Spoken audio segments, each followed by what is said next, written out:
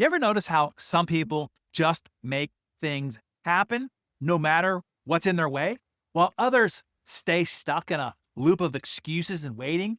These rare individuals create their own reality. This quality is what I call high agency. And it's hands down the number one trait that I look for when I'm hiring for my team, when choosing relationships in my life, when advising leaders, when evaluating myself. Let me tell you why this matters more than almost anything else. When I was running Success Magazine, I had two different executives who worked for me who perfectly illustrated the difference. Executive A, he had an Ivy League degree, perfect resume, impressive connections. Executive B had a state school education, limited expertise and background, and no fancy pedigree. But when advertisers pulled out during the financial crisis, Executive A said, this economy is killing us. We'll just need to wait it out.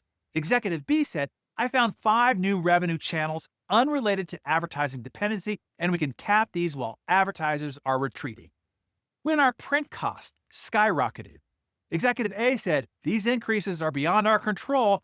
I guess we'll have to raise prices. Executive B said, I restructured our print schedule and found a new vendor that will save us 18% without sacrificing quality.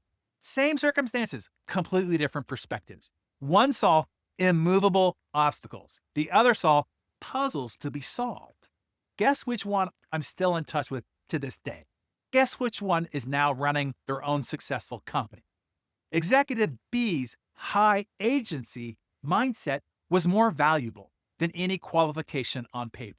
This same principle applies to every relationship in your life. Think about the friends who energize you versus those who drain you. The energy drainers typically say things like, that's just how things are. We can't change the system. Someone should really fix that. The energy givers say, I got this. I'll take care of it. I'll figure it out. One leaves you feeling helpless. The other one creates possibility. Which one would you rather have in your life? The same goes for your children's development. I've observed thousands of parents over the years. The most successful ones don't focus primarily on grades or achievements.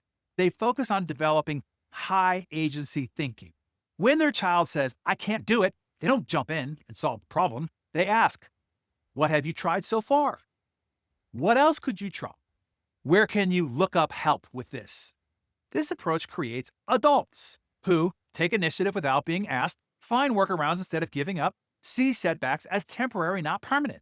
But perhaps more importantly, this quality is what I constantly evaluate in myself. Every time I face a challenge, I ask, am I being a high agency or a low agency person right now? When an important vendor failed to perform last year, my first reaction was frustration and blame. They cost us our goals. They lied about their capabilities. The whole exercise was a waste. But after allowing myself briefly to feel that frustration, I shifted to high agency thinking.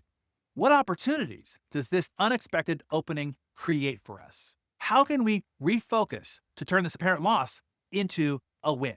What's the fastest way to replace this revenue? This quick mental shift led us to get more aggressive in our AI adoption, and what ended up creating in a month what was more than the scope of the vendor's 6-month proposal. The circumstance didn't change. My mindset and approach to the problem did, and that made all the difference. So how do you identify high agency people? And how do you develop more of it in yourself? Here are the telltale signs of high agency thinking. Language patterns. Low agency will say, that's impossible because. High agency will say, that's challenging, but what if we? Response to setbacks. Low agency people will say, well, blame, complain, or give up. High agency people, they will analyze, adjust, and try something else. Solution orientation. Low agency, 80% on problems, 20% on solutions. High agency, 20% on problems, 80% on solutions. Permission-seeking behavior. Low agency waits for perfect conditions. High agency takes actions and seeks forgiveness if needed. Relationship with rules. Low agency, those are the rules. Nothing can be done. High agency, is this rule actually immovable or just a guideline?